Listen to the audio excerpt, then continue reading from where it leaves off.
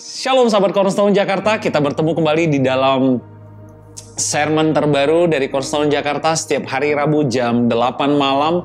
Ini menjadi part kedua dari apa yang sudah kita pelajari dari minggu lalu. Sebulan ini kita belajar satu tema berbicara tentang rest, istirahat di dalam Tuhan. Nah, saya percaya Bapak Ibu akan sangat diberkati atas apa yang disampaikan melalui channel ini, sehingga akan semakin banyak orang yang dapat mengenal tentang betapa Tuhan menginginkan kita mengalami suatu situasi yang rest di dalam hati dan pikiran kita. Sebelum memulai sermon hari ini, saya ingin mengajak kita semua untuk bersatu di dalam doa. Bapa yang kekal, Bapa yang kami sembah di dalam nama Tuhan kami Yesus Kristus, kami tahu dan kami yakin Bapa, bahwa Kau senantiasa menginginkan kami untuk memiliki suatu hidup yang rest, hidup yang penuh dengan istirahat di dalam firman Tuhan, hidup yang terus mengandalkan Tuhan. Kami mau terus demi hari demi hari mengalami rest di dalam kehidupan kami, sehingga kami mau kekhawatiran kami, ketakutan kami, kecemasan kami, tekanan itu berangsur-angsur berkurang dalam hidup kami, dan kami melihat kami mengalami rest di dalam Kau. Terima kasih Tuhan. Sebentar kami akan belajar firman Tuhan. Bukalah hati dan pikiran kami, sehingga setiap hal yang kami dengar hari ini dapat menjadi sesuatu yang baik bagi pertumbuhan kehidupan rohani kami. Demi nama Tuhan kami Yesus Kristus kami telah berdoa dan kami telah mengucap syukur. Amin. Bapak Ibu, seperti yang saya sampaikan di sermon sebelumnya, bahwa kita akan belajar rest ini dalam 4 kali sermon. Jadi ini menjadi sermon yang kedua kita belajar tentang yang namanya rest. Rest berbicara tentang istirahat. Istirahat di dalam apa yang Tuhan katakan melalui firman-Nya. Kita tahu bahwa dewasa ini, belakangan ini, kita mengalami suatu pola kehidupan yang sepertinya begitu cepat. Kita harus membuat suatu keputusan demi keputusan begitu cepatnya. Dinamika dalam kehidupan begitu tinggi. Up and down begitu tinggi. Beberapa news mengatakan bahwa tahun depan akan menjadi tahun yang memberatkan. Tahun depan akan menjadi suatu tahun yang berat, bukan hanya bagi bisnis, tapi hampir di segala aspek. Saya ingin memberitahu, apa yang dunia katakan bukanlah kata terakhir Bapak Ibu. Tetapi apa yang firman Tuhan katakan, itu yang harus menjadi final say. Itu yang harus menjadi kalimat terakhir. Itu yang harus menjadi hal terakhir yang kita percayai. Sebelum kita mempercayai apa yang dunia katakan, kita harus melihat dulu apa yang firman Tuhan katakan tentang kehidupan kita. Sehingga kita tidak menjalani suatu kehidupan yang penuh dengan kekhawatiran, ataupun ketakutan, ataupun kecemasan. Saya ingin kita mengambil satu contoh. Nanti Bapak Ibu dapat melihatnya di dalam slide yang akan ditampilkan di sini, adalah perbandingan antara kura-kura dengan singa. Bapak Ibu tahu bahwa umur rata-rata singa bisa mencapai 15-20 tahun.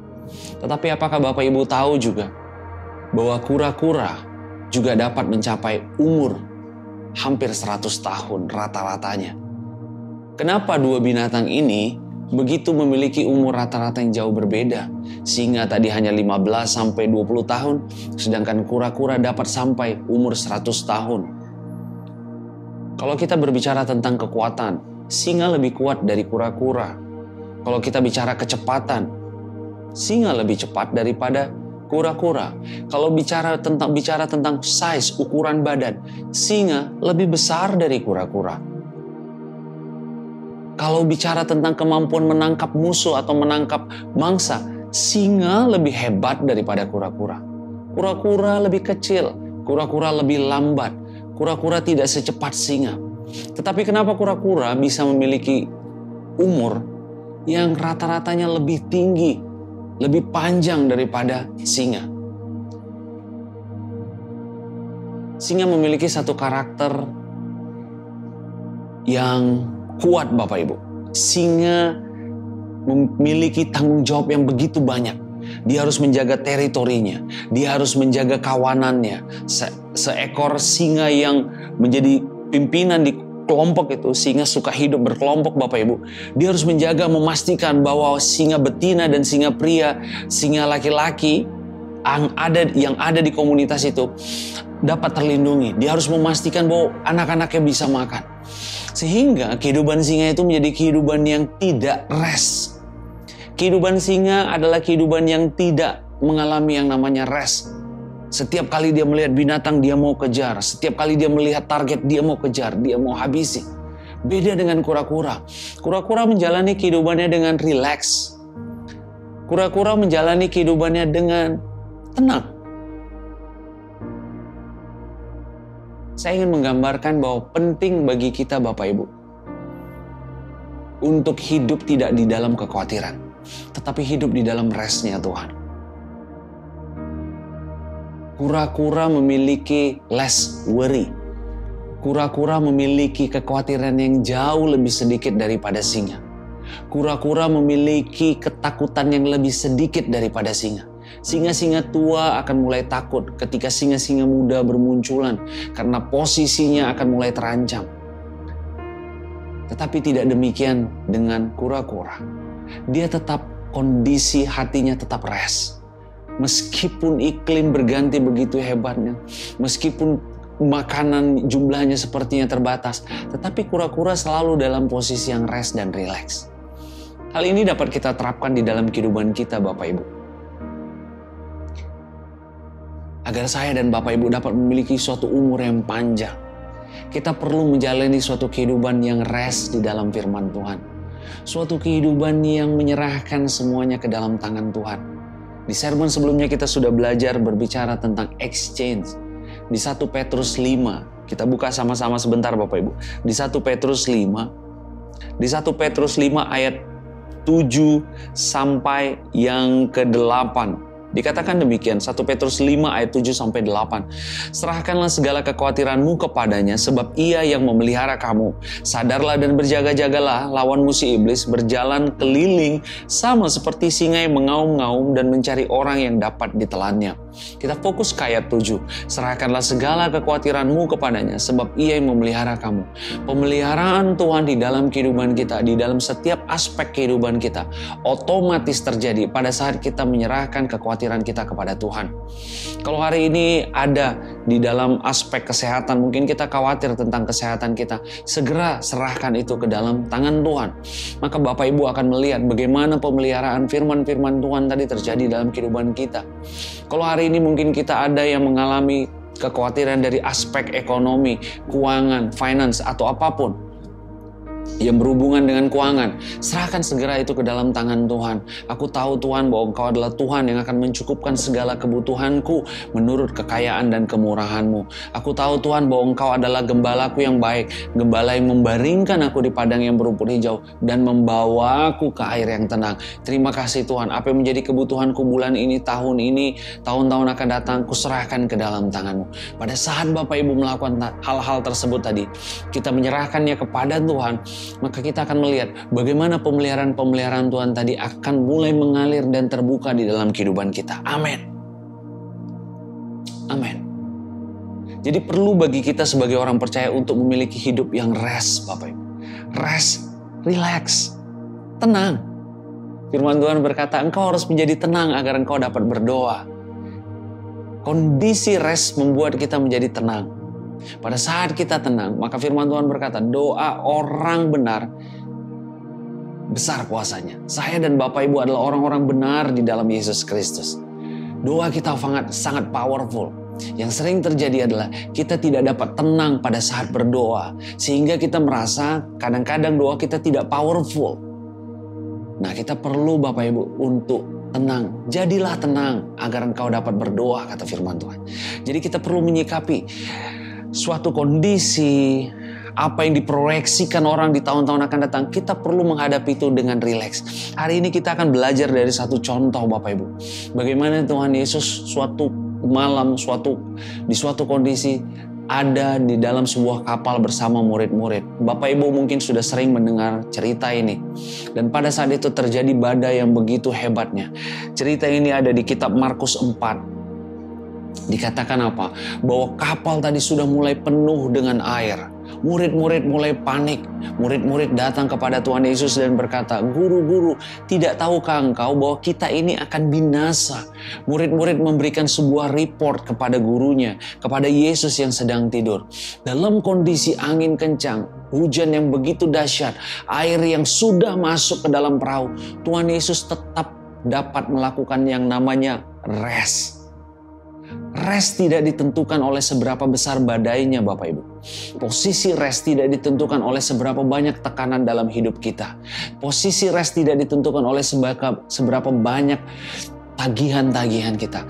Rest adalah sebuah keputusan. Memiliki hati yang mau istirahat, rest di dalam Tuhan, itu adalah sebuah keputusan. Bukan karena masalahnya sedikit maka saya bisa rest, atau sebaliknya, ketika masalah kita begitu besar, tekanan terlalu besar, banyak sekali tanggung jawab yang harus kita pikul, bukan berarti kita jadi tidak bisa rest. Tidak. Rest adalah suatu keputusan yang harus saya dan Bapak Ibu ambil di dalam Tuhan. Banyak sekali variabel di luar sana Bapak Ibu yang tidak dapat kita kontrol. Tuhan Yesus memilih untuk rest pada saat itu. Meskipun angin sakalnya kuat, meskipun badainya kuat, bahkan meskipun perahunya sudah dimasuki oleh air. Dan Tuhan Yesus dikatakan di kitab Markus 4, dia tidur di dalam perahu. Saya bacakan Markus 4 ayat 37. Ayat 37. Lalu mengamuklah taufan yang sangat dahsyat dan ombak menyembur masuk ke dalam perahu sehingga perahu itu mulai penuh dengan air. Jadi dikatakan bahwa perahu tadi penuh dengan air. Perahu tadi tidak sekedar terciprat oleh air, tetapi perahu tadi sudah penuh dengan air. Jadi saya membayangkan Tuhan Yesus pada saat itu pun tidur dalam kondisi air sudah menyentuh dirinya. Jadi Tuhan Yesus saya bayangkan itu tidak tidur dalam posisi ditilam yang kering, tidak. Tapi sudah mulai masuk air Bapak Ibu. Di ayat 38, pada waktu itu Yesus sedang tidur di buritan di sebuah tilam. Jadi Bapak Ibu bayangkan tilam dalam keadaan basah dan Tuhan Yesus tetap bisa tidur. Maka murid-muridnya membangunkan dia dan berkata kepadanya, "Guru, engkau tidak peduli kalau kita binasa." Ayat 39, ia pun bangun. Perhatikan baik-baik Bapak Ibu. Yang membangunkan Tuhan Yesus bukan badainya. Yang membangunkan Tuhan Yesus bukan air yang masuk ke perahu. Yang membangunkan Tuhan Yesus bukan betapa kuat anginnya, bukan. Yang membangunkan Tuhan Yesus adalah apa Bapak Ibu? Yang membangunkan Tuhan Yesus adalah keluh kesah dari murid-murid. Jadi Tuhan Yesus tidak terusik oleh masalahnya. Yang terusik oleh masalahnya adalah apa? Murid-murid. Ketakutan murid-murid. Tuhan Yesus tidak terusik dengan masalah. Ini suatu contoh yang sangat baik Bapak Ibu. Saya dan Bapak Ibu perlu dalam posisi rest. Mau seberapa besar pun masalah yang sedang kita hadapi. Masalah, tekanan itu tidak boleh mengusik saya dan Bapak Ibu. Kita harus tetap rest di dalam Tuhan. Setiap kali ada tekanan datang, setiap kali ada masalah datang, langsung serahkan itu ke dalam tangan Tuhan, maka kita akan melihat ada pemeliharaan Tuhan. Murid-murid yang sama ini Bapak Ibu, mereka sudah melihat Tuhan Yesus melakukan banyak mukjizat sebelumnya. Sebelum mereka bersama-sama Tuhan Yesus di kapal ini, mereka sudah melihat ada mukjizat yang dilakukan oleh Tuhan Yesus. Jadi Tuhan Yesus sebenarnya sudah memberikan sebuah contoh kepada murid-murid bagaimana mengatasi masalah. Bagaimana cara untuk bisa kita menang atas masalah. Dan di ayat 39, ia pun bangun menghardik angin itu dan berkata kepada danau itu, "Diam, tenanglah." Lalu angin itu reda dan danau itu menjadi teduh sekali. Tuhan Yesus berkata, "Diam, tenanglah," kepada danau itu dan angin itu, maka suasana danau itu menjadi teduh sekali. Dikatakan kalimat teduh sekali, dikatakan di dalam bahasa Inggrisnya dikatakan apa? Great calm. Kita sudah pernah membahas ini sebelumnya 2 tahun yang lalu melalui channel Cornerstone Jakarta juga berbicara tentang great calm. Suatu kondisi tenang yang begitu tenangnya saya bisa membayangkan danau yang tadinya begitu tinggi ombaknya sudah masuk ke air, angin yang kuat, hujan yang kencang. Tiba-tiba danau tadi berubah menjadi great calm, menjadi begitu tenangnya. Pada saat Tuhan Yesus berkata, "Diamlah, tenanglah." Kalau kita Bapak Ibu, saya ingin membandingkan cerita ini dengan cerita lain pada saat Tuhan Yesus mengalami juga dan murid-murid mengalami yang namanya angin sakal. Itu ada di kitab Matius 14 ayat 25 sampai 27. Pada saat Tuhan Yesus selesai memberi makan 5.000 orang. Tuhan Yesus naik ke atas bukit dan Tuhan Yesus berkata ke murid-murid, kalian beranjaklah ke seberang duluan. Saya mau berdoa dulu, kata Tuhan Yesus. Setelah murid-murid beranjak, pergi naik perahu dan terjadi lagi angin yang begitu dahsyat, angin sakal yang begitu hebat sehingga murid-murid ketakutan dan akhirnya Tuhan Yesus berjalan di atas air untuk menjumpai murid-murid. Terjadi percakapan yang singkat, ayat 25, Matius 14 ayat 25 sampai 27. Kira-kira jam 3 malam datanglah Yesus kepada mereka berjalan di atas air. Ketika murid-muridnya melihat dia berjalan di atas air, mereka terkejut dan berseru, "Itu hantu!" Lalu berteriak-teriak karena takut. Ayat 27. Tetapi segera Yesus berkata kepada mereka, "Tenanglah, aku ini, jangan takut." Ada dua cerita yang harus kita bandingkan, Bapak Ibu. Di cerita pertama tadi, di Markus 4 tadi, ayat 29, Tuhan Yesus berkata, "Diam, tenanglah," kepada danau, kepada angin, kepada hujan. Tetapi di Matius 14 ayat 27 ini, Tuhan Yesus berkata tenang kepada siapa? Kepada murid-murid. Jadi yang pertama tadi, Tuhan Yesus berkata tenang kepada danau, angin, dan hujan. Di Matius yang ke-14, Tuhan Yesus berkata tenang kepada murid-murid. Ada kalanya Tuhan berkata tenang kepada masalah kita, Bapak Ibu. Dan ingat, ada kalanya Tuhan berkata tenang kepada saya dan Bapak Ibu. Mario, sahabat-sahabat Cornerstone, tenanglah. Kalau orang memprediksi bahwa tahun depan akan terjadi resesi, akan terjadi gejolak ekonomi, sahabat-sahabat Cornerstone, teman-temanku, tenanglah. Tuhan berkata kepada kita, tenanglah. Resesinya mungkin boleh ada, gejolak ekonominya boleh ada, tetapi saya dan Bapak Ibu perlu sadari juga bahwa protection Tuhan pun ada. Tuhan hari ini berkata kepada saya dan Bapak Ibu, tenanglah, tenanglah, jangan takut, aku ini. Rest, tenanglah, aku ini. Jangan takut, kata Tuhan. Jangan takut menghadapi 2023. Jangan takut menghadapi hari-hari yang akan datang. Jangan takut menghadapi bulan-bulan akan datang. Jangan takut menghadapi tahun-tahun akan datang. Tenanglah, aku ini, kata Tuhan. Jangan takut. Tuhan lebih suka menenangkan saya dan Bapak Ibu daripada menenangkan angin dan topannya, Bapak Ibu. Angin, topan, badai itu gak hal besar buat Tuhan. Tetapi membuat saya dan Bapak Ibu tetap tenang bagi Tuhan itu lebih penting daripada menenangkan angin badainya. Amin. Saya sebagai seorang bapak, sebagai seorang ayah, saya lebih suka kalau melihat anak saya tenang. Misalnya dia punya PR banyak sekali dan dia mulai panik. Dia mulai panik, dia mulai khawatir. Mungkin proyek-proyek di sekolah banyak, dia mulai panik, dia mulai khawatir.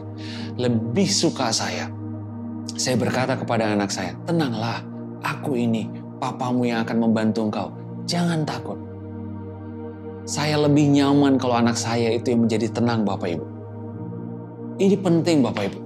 Karena dewasa ini saya melihat begitu banyak orang percaya yang hidup di dalam ketakutan, hidup di dalam kecemasan, yang mereka tidak mengerti untuk bagaimana caranya untuk hidup di dalam restnya Tuhan. Bagaimana untuk hidup di dalam tenangnya ilahi. Jadi bagi setiap Bapak Ibu mungkin yang begitu engkau mendapatkan persoalan atau masalah, Tuhan menginginkan reaksi pertama kita apa? Tenanglah, tenanglah. Hal ini juga dapat kita lihat Bapak Ibu dari contoh lain di dalam Alkitab. Saya suka sekali bagaimana cara Tuhan mengajarkan kita. Bapak Ibu nanti kalau membuka Alkitab dari cerita tentang pada saat Tuhan Yesus, kita mundur. Tadi kita berbicara tentang pada saat Tuhan Yesus berjalan di atas air. Dan dia berkata kepada murid-murid, tenanglah, aku ini, jangan takut. Kita mundur sedikit ke cerita pada saat Tuhan Yesus memberi makan 5.000 orang. Ini adalah suatu peristiwa yang terjadi tepat sebelum Tuhan Yesus berjalan di atas air. Di Matius 14 ayat 16-9 kita tahu 5 roti 2 ikan pada saat itu menjadi sebuah masalah karena harus memberikan makan kepada 5.000 orang laki-laki, belum termasuk wanita, belum termasuk anak-anak. Mungkin prediksinya bisa sekitar 10.000 orang. Dan apa yang terjadi? Murid-murid datang kepada Tuhan Yesus dan berkata, Tuhan suruhlah mereka pulang karena kita tidak punya makanan. Pada saat itu Tuhan Yesus begitu mengasihi murid-murid dan Tuhan Yesus melihat mereka ini kasihan kalau disuruh pulang. Tuhan Yesus khawatir mereka nanti bisa pingsan. Dan Tuhan Yesus tidak mau mereka mengalami hal tersebut. Dan apa yang terjadi Bapak Ibu? Pada saat itu Tuhan Yesus berkata kepada murid-murid, berikanlah kepadaku 5 roti dan 2 ikan. Bawalah itu kemari kepadaku. Amin. Di kitab Matius 14 ayat 19, setelah Tuhan Yesus berkata, bawalah kemari kepadaku 5 roti 2 ikan tadi. Di ayat 19, saya suka sekali ayat ini waktu Tuhan Yesus berkata, lalu disuruhnya orang banyak itu apa Bapak Ibu? Duduk. Ini yang Tuhan inginkan saya dan Bapak Ibu lakukan. Lalu disuruhnya orang banyak itu duduk. Pada saat ada masalah di depan kita Bapak Ibu, Tuhan Yesus memberikan satu cara berpikir, satu attitude, satu tingkah laku yang saya dan Bapak Ibu harus lakukan. Tuhan Yesus menginginkan saya dan Bapak Ibu dalam posisi rest, duduk. Tuhan Yesus nggak gerasak-gerusuk bilang, aduh gimana ini kekurangan makanan, ayo bentuk panitia. No. Tidak. Tuhan Yesus cuma bilang gini, lalu disuruhnya orang banyak itu duduk. Tuhan menginginkan saya dan Bapak Ibu dalam posisi rest, dalam posisi duduk. Dan Tuhan bekerja setelah itu dan duduk di rumput. Dikatakan duduk di rumput. Ini adalah sebuah ilustrasi Bapak Ibu. Ini adalah sebuah gambaran bahwa ketika kita duduk di rumput. Kita tidak duduk di atas batu yang keras. Kita tidak duduk di atas masalah yang hebat. Tuhan menginginkan saya dan Bapak Ibu duduk di atas rumput. Rumput berbicara tentang supply. Rumput berbicara tentang supply dari Tuhan. Rumput berbicara tentang penyediaan dari Tuhan. Di kitab Mazmur 23 dikatakan, engkau membaringkan aku di rumput yang hijau dan membawaku ke air yang tenang. Tuhan tidak sekedar menginginkan kita menikmati rumput yang hijau. Bahkan Alkitab berkata dia mau membaringkan kita di rumput yang hijau. Jadi dalam kondisi yang terbatas, hanya ada 5 roti dan 2 ikan. Tuhan menginginkan saya dan Bapak Ibu duduk di rumput. Bukan duduk di atas batu-batuan yang membuat kita sakit mungkin. Tetapi Tuhan menginginkan kita duduk di rumput. Inilah suatu sikap rest Bapak Ibu. Inilah suatu attitude berpikir rest. Pada saat kita punya masalah, pada saat kita melihat ada keterbatasan, pada saat kita melihat ada konflik, pada saat kita melihat ada sesuatu hal yang bertubi-tubi datang, Tuhan menginginkan duduk, rest, dan ingat firman Tuhan, dan duduk di atas rumput. Duduk di atas rumput berbicara tentang duduk di atas firman-Nya. Kita mau duduk di atas firman Tuhan. Kita mau duduk di atas penyediaannya. Kita mau duduk di atas kesembuhan daripada Dia. Mungkin dokter pernah berkata hal yang tidak baik tentang apa sakit penyakit kita. Mungkin dokter pernah berkata ini vonis sakit, ini berbahaya. Tuhan menginginkan saya dan Bapak Ibu rest, duduk, dan ingat bahwa oleh bilur-bilur Yesus Kristus, saya telah sembuh. Itu yang membuat selama masa penantian penyembuhan tadi, selama kita masih menunggu apa yang Tuhan janjikan tadi, itu yang membuat restnya kita tadi nyaman, karena kita sedang duduk di atas rumput. Kita sedang duduk di atas firman-Nya Tuhan. Kita sedang duduk di atas janji-janjinya Tuhan. Amin Bapak Ibu. Ini penting untuk saya dan Bapak Ibu mengerti dan miliki. Karena Bapak Ibu perlu tahu bahwa duduk, Bapak Ibu dapat melihat, duduk adalah posisi yang diinginkan Tuhan untuk kita dapat menerima roti dan ikan. Roti dan ikan berbicara tentang berkat dan kemurahan-Nya. Duduk adalah posisi yang diinginkan Tuhan untuk kita dapat menerima roti dan ikan, yaitu berbicara tentang berkat dan kemurahan-Nya. Tuhan tidak berkata kalian berdiri sambil menunggu, tidak. Tuhan tahu 5 roti 2 ikan ini butuh proses, butuh waktu untuk dapat termanifestasi, bermultiplikasi. Jadi Tuhan berkata, duduk saja, santai, relax, dan nantikan pertolonganku. Saya membayangkan kalau saya menjadi orang yang ke-5.000 yang paling belakang ngantri makanan tadi. Mungkin ada orang-orang yang berusaha berdiri. Aduh, dapat gak ya? Ini pembagian apa sih? Emang ada makanan apa? Aduh, kita dapat gak ya? Kita ini orang udah paling belakang. Kabar-kabarnya cuma 5 roti 2 ikan. Wah, kabar-kabarnya tahun depan resesi. Maka tidak mungkin ada promosi. Tidak mungkin ada kenaikan gaji. Tidak mungkin ada bonus. Susah nih, gak mungkin. Kita sering seperti itu Bapak Ibu. Seperti orang-orang yang ke-5.000 yang di belakang berdiri, mencoba berdiri, jadi tidak rileks menjalani kehidupan, jadi tidak rest. Tuhan berkata 5 roti 2 ikan ini cukup Mario. 5 roti dan 2 ikan ini cukup. Bahkan firman Tuhan berkata di akhir cerita tadi, lebih 12 bakul. Berkatku cukup untuk memberkati engkau di tengah resesi, teman-teman Cornerstone, kata Tuhan. Berkat kemurahanku cukup untuk membuat engkau tetap tersuplai dengan baik di tengah-tengah resesi. Bukan resesinya yang boleh besar Bapak Ibu, tetapi pengertian dan pemahaman kita tentang betapa besarnya Tuhan kita, itu yang lebih benar. Jadi hari ini kita tidak bersiap-siap untuk menghadapi atau masuk ke suatu situasi resesi atau zaman-zaman yang gelap. Tetapi kita sedang mempersiapkan diri kita menerima 5 roti dan 2 ikan dengan duduk di atas rumput. Duduk di atas rumput tadi sudah saya jelaskan, berbicara tentang duduk di atas firman Tuhan. Amin. Kita siap menghadapi 2023. Sepertinya terlalu cepat saya berbicara tentang 2023, tapi saya begitu antusias. Karena saya gak mau orang-orang, sahabat-sahabatku, anak-anak Tuhan itu ikut panik. Anak-anak Tuhan itu ikut terintimidasi. Tidak. Antusias kita menghadapi 2023. Dengan cara apa? Duduk di atas rumput. Berbicara tentang rest di atas firman Tuhan. Berbicara tentang rest di atas firman Tuhan. Ya, berbicara tentang rest di atas firman Tuhan. Jangan mau jadi orang yang berdiri habis itu bingung, kebingungan, aduh makanannya cukup, enggak, cukup Bapak Ibu, cukup. Supply Tuhan cukup untuk memberkati saya dan Bapak Ibu dan semua orang-orang yang percaya.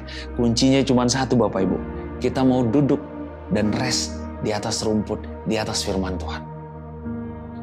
Jika Bapak Ibu membuka kitab Amsal 4 ayat 23, saya bacakan Amsal 4 ayat 23. Jagalah hatimu dengan segala kewaspadaan, karena dari situlah terpancar kehidupan.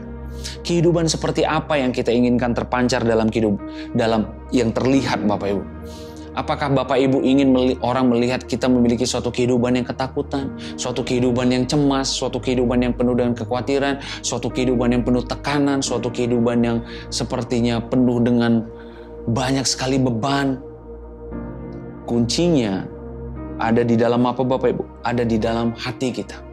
Karena segala sesuatu yang ada di dalam hati kita itu akan terpancar di dalam kehidupan nyata kita. Hari ini Tuhan menginginkan Bapak Ibu, hati kita banyak berisi tentang rest, banyak berisi tentang kasih karunia-Nya, banyak berisi berbicara tentang kebaikan-Nya, banyak berisi tentang kemurahan-Nya, sehingga hal itu akan terpancar, termanifestasi di dalam kehidupan kita di dunia ini. Sehingga orang-orang akan melihat, wow, ada yang berbeda dengan teman-teman sahabat-sahabat Cornerstone. Di tengah kepanikan seperti ini kita tetap tenang. Sama seperti Tuhan Yesus yang sudah saya sampaikan tadi.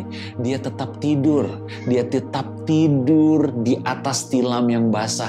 Dia tetap tidur di tengah badai yang begitu kuat. Dia tetap tidur di tengah air yang sudah memenuhi kapal. Dia tetap tidur di atas topan badai.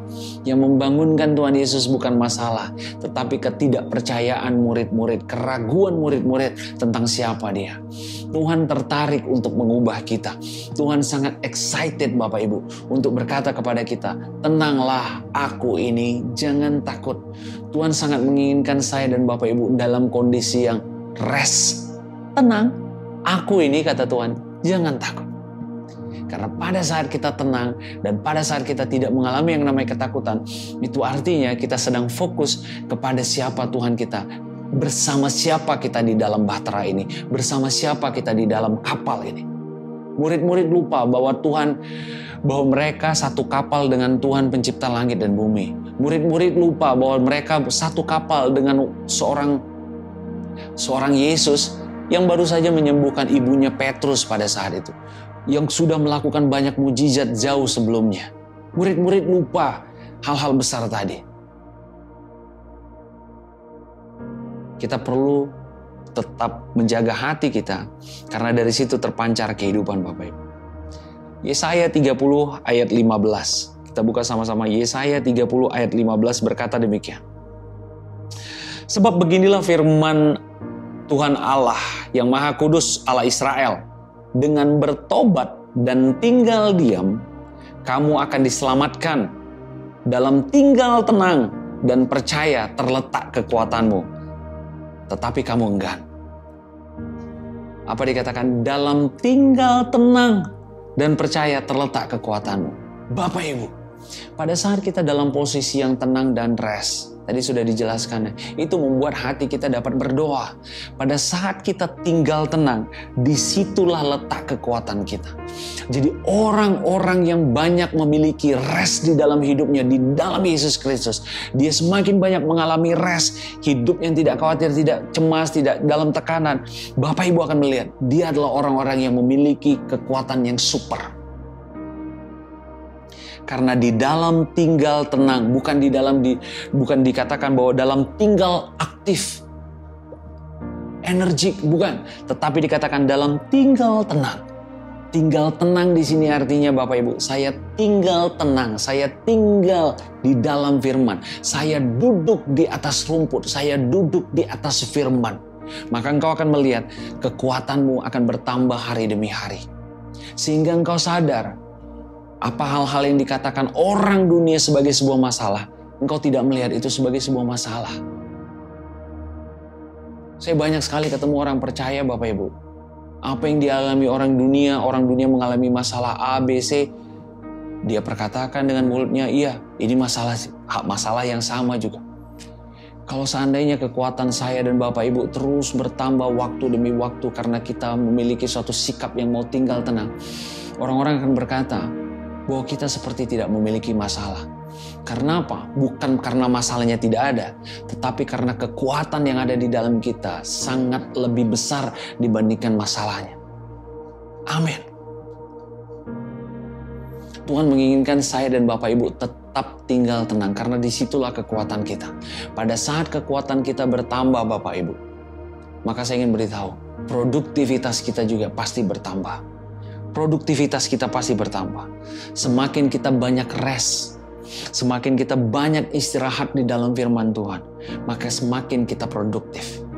Semakin kita tahu bahwa Tuhan kita yang bekerja, bahwa Tuhan yang kita sembah itu yang menyediakan bagi kita. Sama seperti bangsa Israel pada saat mereka masuk ke tanah Kanaan, mereka menikmati sumur yang tidak mereka gali. Mereka menikmati buah anggur yang tidak mereka tanam. Mereka menikmati madu yang hebat sekali yang bukan mereka upayakan. Ini berbicara tentang apa yang Tuhan sediakan. Rest berbicara tentang mempercayai apa yang Tuhan sediakan. Bukan berbicara tentang apa yang ingin saya lakukan, apa yang ingin saya kerjakan. Tuhan menginginkan saya dan Bapak Ibu untuk tetap rest di dalam firman-Nya. Saya ingin menutup sermon ini, sesi kedua, part kedua berbicara tentang rest. Belajar untuk terus disiplin, untuk mau tinggal di dalam firman Tuhan, untuk mau senantiasa duduk di atas rumput yang hijau, duduk di atas apa yang Tuhan katakan, sehingga kita akan menjalani suatu kehidupan yang penuh dengan rest. Di kitab Amsal tadi dikatakan, jagalah hati kita dengan segala kewaspadaan, sebab dari situlah terpancar kehidupan. Kita perlu memancarkan kehidupan yang rest, kehidupan yang tidak khawatir, kehidupan yang tidak takut, kehidupan yang tidak cemas kepada orang-orang di sekitar kita, agar mereka melihat dan bertanya siapa Tuhan kita. Kuncinya Bapak Ibu, hati kita harus kita jaga dengan segala kewaspadaan. Hati kita harus banyak berbicara tentang firman Tuhan, harus banyak menyimpan tentang rest dari Tuhan, berbicara tentang kasih karunia Tuhan. Tadi kita sudah belajar, ada kalanya Tuhan berkata, tenanglah kepada masalah kita. Dan ada kalanya Tuhan berkata, tenanglah kepada kita. Tuhan menginginkan kita dalam kondisi yang tenang. Tenanglah, aku ini, jangan takut, kata Tuhan. Jika Tuhan berkata demikian kepada murid-muridnya 2000 tahun yang lalu, hari ini melalui channel ini Tuhan juga berkata kepada saya dan Bapak Ibu, tenanglah, aku ini, jangan takut menghadapi 2023. Akan ada tahun-tahun yang hebat bagi saya dan Bapak Ibu. Akan ada penyediaan-penyediaan yang hebat bagi saya dan Bapak Ibu. Akan ada supply-supply Tuhan yang tidak pernah kita bayangkan bagi saya dan Bapak Ibu. Kita akan menutup tahun ini dengan luar biasa. 2023 akan menjadi tahun yang hebat bagi setiap kita, orang-orang percaya di dalam Yesus Kristus. Amin. Amin. Saya ingin mengingatkan kembali, tetap rest di dalam Tuhan, tetap nikmati kebaikannya, tetap andalkan Dia, dan lakukan exchange, pertukaran. Seperti apa yang dikatakan di 1 Petrus 5 ayat 7 tadi, serahkanlah segala kekhawatiranmu kepada Tuhan, sebab Dia yang memelihara engkau. Pemeliharaan Tuhan otomatis terjadi dalam kehidupan kita pada saat saya dan Bapak Ibu langsung menyerahkannya kepada Tuhan. Dan Tuhan sangat suka melalui Yesus Kristus. Dia suka sekali mensuplai saya dan Bapak Ibu. Dia suka sekali untuk memelihara saya dan Bapak Ibu. Hari ini tetap berjalan di dalam kasih karunia Tuhan, tetap andalkan Tuhan, dan Bapak Ibu akan melihat kita akan mengalami yang namanya rest, kita akan mengalami yang namanya istirahat di dalam firman Tuhan. Yes, saya Mario Martin Kultom berhenti berbicara hari ini. Kita bertemu lagi di dalam sermon selanjutnya, dan saya berharap ini suatu rangkaian sermon rest yang dapat Bapak Ibu nikmati, dapat Bapak Ibu pelajari, sehingga dapat disampaikan juga ke banyak orang, sehingga semakin banyak orang yang akan sama-sama belajar tentang kebaikan dan kemurahan Tuhan. Sebelum menutup sermon ini, saya mengajak kita semua untuk bersatu di dalam doa. Bapa yang kekal dan Bapa yang kami sembah, di dalam nama Tuhan kami Yesus Kristus, betapa kami mengucap syukur untuk segala karunia-Mu, penyertaan-Mu, campur tangan-Mu. Hari ini Tuhan, kami mau memutuskan, kami mau rest di dalam Kau. Kami mau beristirahat di dalam firman Tuhan. Kami tahu Tuhan, ketika kami menyerahkan hidup kami ke dalam tangan-Mu, maka kami tahu, maka akan ada pemeliharaan Tuhan terjadi dalam kehidupan kami. Demi nama Tuhan kami Yesus Kristus, kami serahkan hidup kami ke dalam tangan-Mu. Demi nama Tuhan kami Yesus Kristus, kami serahkan kekhawatiran kami ke dalam tangan-Mu. Demi nama Tuhan kami Yesus Kristus, kami siap hidup di dalam rest-Nya Tuhan Yesus. Demi nama Tuhan Yesus Kristus kami telah berdoa dan kami mengucap syukur, dan kami percaya Tuhan mendengarkan doa kami. Amin. Saya ingin mengingatkan kembali Bapak Ibu bahwa Cornerstone Jakarta sudah mulai melakukan ibadah tatap muka offline onsite di Gedung Atria at Sudirman setiap hari Jumat jam 12 siang di lantai 5. Saya mengajak Bapak Ibu dimanapun kau berada, di daerah Jabodetabek, atau mungkin ada yang lagi sedang ada di daerah Jakarta, dari daerah, silakan hadir untuk kita dapat berfellowship bersama, belajar firman Tuhan bersama, menaikkan puji-pujian bersama-sama setiap hari Jumat jam 12 siang di Gedung Atria at Sudirman lantai 5 Jakarta. Sermon ini saya akhiri, saya mengucapkan Tuhan Yesus memberkati engkau, Tuhan Yesus mengasihi engkau, God bless you and see you.